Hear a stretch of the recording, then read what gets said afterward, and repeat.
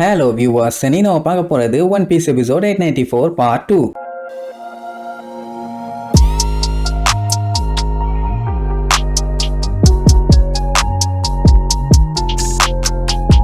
Open பண்ணா போன பாட்டுல ஒட்டமா லூஃபி காண்டி சாப்பாட சாப்பிடாம தண்ணிய குடிச்சு அதுவும் அந்த விஷ தண்ணிய குடிச்சு கடைசியில முடியாம முக்கிட்டு இருக்கான்ல. இதுல வேற ஏசு காண்டி அவ வெயிட் பண்ணிட்டு இருக்கான். உடனே லூஃபி நீ சொல்ற ஆளு போட்கஸ் டி ஏஸ் தானே அப்படின்னு உனக்கு தெரியுமான்னு ஆர்வமா கேட்பான். அவனைத்தான் ஊர் உலகத்துக்கே தெரியுமே, இவனுக்கு எப்படி தெரியாம இருக்கும்? நீ எதிர்பார்த்துட்டு இருக்க ஏசு செத்துட்டான், இப்ப உயிரோட இல்லன்னு உடனே ஒட்டமாக்கும் அவளோட மாஸ்டருக்கும் அப்படியே தூக்கி வாரி போடும். எது செத்துட்டானான்னு. அந்த சம்பவம் நடந்து 2 வருஷத்துக்கு மேல ஆகுது. ஆனாலுமே இவங்களுக்கு தெரியல. ஊருக்குள்ள மக்களோட மக்களா இருந்தா பரவாயில்ல, இவங்க தான் காட்டுக்குள்ள தனியா வந்து உட்கார்ந்துட்டாங்களே, அவளால நம்ப முடியல. நீ பொய் சொல்லாத இல்ல நீ பொய் தான் சொல்ற அப்படி இப்படின்னு காட்டு கத்துவா. அதுக்கப்புறம் அழுன்னு பயங்கரமா அழுவா. அப்படி அழுதே அங்க மயங்கிட்டான். அதுக்கப்புறம் அவளை ஒரு ஓரமா படுக்க வச்சுட்டு ஏசு வானோ கிங்டம் வந்தானான்னு சந்தோஷமா கேட்பான். அது அவளோட மாஸ்டருக்கு கடுப்பாயிருச்சு. பின்ன ஏசு செத்து போயிட்டான், அந்த மேட்டர் எப்படி இவ்வளவு சாதாரணமா அவன் சொல்றான்? நீ என்ன டிவிலாடா, ஒரு சின்ன பொண்ணு முன்னாடி இப்படியா சொல்லுவேன்னு வண்டையா திட்டுவாரு. அப்படியே அவன் செத்தது உண்மையாவே இருந்தாலும் எதுக்காண்டி இந்த மாதிரி டைம்ல சொன்னேன், அவதான் உடம்புக்கு முடியாம இருக்கால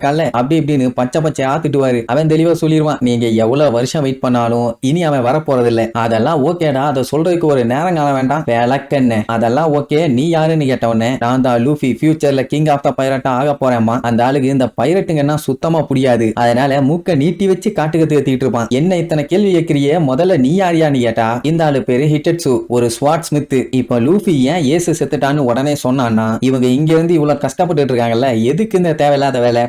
ஈழ நின்று தண்ணி குடிச்சாலும் அவன் வரப்போறது இல்ல. சோ பேசாம ஏதாச்சும் ஒரு பெட்டரான பிளேஸுக்கு போயிட்டு நிம்மதியா வாழ வேண்டியதானே. எதுக்கு இந்த வேண்டாத வேலைன்னு கேட்டா, போகணும்னு ஆசைதான். ஆனா இப்ப இந்த ஆளு நான் ஒருத்தங்களுக்காண்டி வெயிட் பண்ணிட்டு இருக்கேன்மா. இப்பதான் இவங்க 2 பேரும் இங்க இருக்காங்க. ஆனா இதுக்கு முன்னாடி அமிகசான்னு சொல்லி அழகான அருமையான சூப்பரான ஒரு வில்லேஜ் ஒன்று இங்க இருந்துச்சு. அங்க அந்த கைடோட ஆர்மியை சேர்ந்த ஹெட்லைனர்னு ஒருத்தன் வந்தான். ஒன்னா நம்பர் வீணா போனவன், விளங்காம போனவன், உருப்படாதவன், ஒண்ணுத்துக்கு ஆகாதவன். அவன் பேரு தான் எக்ஸ் டிராக். அவன் ஒரு கொடூரமான பைரட்டு. வந்தவன் இவங்க ஆளுங்க பூராத்தையும் பொல்லன்னு பொழந்து கட்டிட்டான். மெயினா 5 வில்லேஜை சேர்ந்த கீ சாமுராய்ஸ் எல்லாத்தையுமே போட்டு பொழந்து கட்டிட்டாங்க. சொல்ல போனா அவனுங்க பண்ண கலவரத்துல எல்லாமே அழிஞ்சு போச்சு. அப்படி வீணா போனாதான் இந்த கிராமம். ஆனா லேண்ட் ஆஃப் வானோல ஒரே ஒரு இடம் மட்டும் நல்ல செல்வ செழிப்பா சூப்பரா பூத்து குலுங்கிட்டு இருக்குது. அதுதான் அந்த கேவலமானவன் ஷோகன் உரோச்சின்னு ஒருத்தன் வாழ்ந்துட்டு இருக்கானே, அந்த ஃபிளவர் கேபிட்டலும்பா. அதான் நம்மளுக்கு மாறு வேஷத்துல சுத்திட்டு இருக்கான் இல்லையா, அந்த இடம் தான். சரி, ஒரு கண்ட்ரினா ஏகப்பட்ட வில்லேஜஸ் இருக்கும், அதுல எப்படியோ மத்த இடம் எல்லாமே நல்லா தானே இருக்கும் அப்படின்னு பார்த்தா அதுவும் இல்ல. இந்த கைடோவும் அவன் ஆளுகளும் எப்ப லேண்ட் ஆஃப் வானோக்குள்ள வந்தானுங்களோ அப்பவே ஒவ்வொரு கிராமமா கண்ணா பின்னான்னு செதஞ்சு சீரழி ஆரம்பிச்சிருச்சு. அவனுக்கு வேணுங்கிற இடத்த அவன் இஷ்டத்துக்கு ஆக்கிரமிச்சுக்கிட்டான். ஃபேக்டரி எல்லாம் கெட்டி விட ஆரம்பிச்சிட்டான். அந்த கைடோ எப்ப வந்தான்னு பாத்தீங்கன்னா 4 வருஷத்துக்கு முன்னாடி. அவன் வந்ததுல இருந்து வில்லேஜ் ரொம்ப மோசமாயி எல்லா இடத்துலயும் பசி பஞ்சம் சோறுன்னு ஒண்ணு திங்காமையே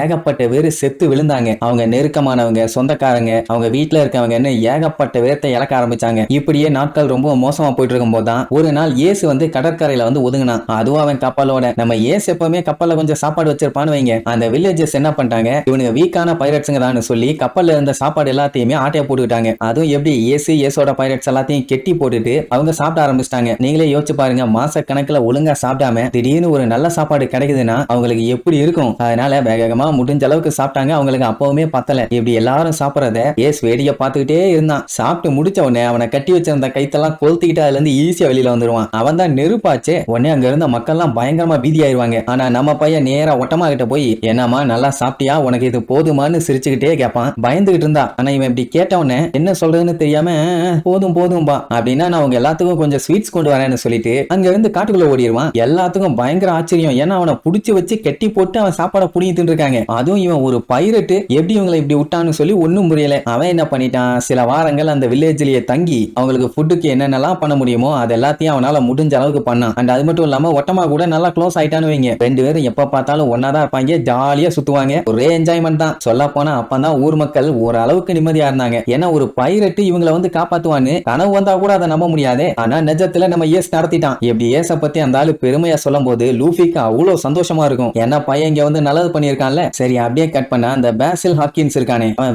வேகமா அவன் ஆளுல கூப்பிட்டுக்கிட்டு குறி பீச்சை நோக்கி போயிட்டு இருக்கான். ஏன்னா 2 பேரும் லூஃபி கிட்ட அடி வாங்கினானுங்கல்ல, அவனுகிட்ட இருந்து எந்த ஒரு ரெஸ்பான்ஸுமே இல்ல. ஐடோ இருக்கான்னு தெரிஞ்சா அந்த பக்கமே அவனும் தலை வச்சு கூட படுக்க மாட்டான். ஆனா ஒருத்தன் வந்து இவங்க ஆளுகளை அடிச்சிருக்கான்னா அப்ப ஏதோ ஒரு பெரிய பிரச்சனை அப்படின்னு சொல்லிட்டு தான் இந்த பேசில் ஹாக்கின்ஸ் அடிச்சு போட்டு போயிட்டு இருக்கான். எத்தனை பேர் வந்திருக்காங்கன்னு தெரியல. ஷிப்ப வேற காணுமாமா. கண்டிப்பா ஊருக்குள்ள இருக்க எவனும் கிடையாது, அவுட் சைட்ல இருந்து தான் வந்திருப்பானுங்க. இந்த மேட்டரை பாஸ் கிட்ட இன்ஃபார்ம் பண்ணிடலான்னு ஹாக்கின்ஸோட ஆளுங்க எல்லாம் சொல்லுவாங்க. ஆனா அவன் வேண்டாம், கைடோக்கு இந்த மேட்டரை பத்தி எதுவும் தெரிய வேண்டாம், நம்மளே இதை டீல் பண்ணிடலான்ட்டு வெறி கொண்டு போவான். அப்படின்னா ஓப்பனிங்லயே நம்மளால ஒருத்தனை உதச்சிட்டு தான் வானோ கிங்டம் குள்ள போறான் போல. ஐ மீன் இந்த மாதிரி மெயின் ஆளுகளை சொல்றேன். அல்ல கைகளை தான் 1000 பேரை உதப்பானு. சரி, இதுக்கப்புறம் என்னென்னலாம் அலப்பற கிளப்புறாங்கன்னு அடுத்தடுத்த எபிசோட்ல பார்க்கலாம். டாடா.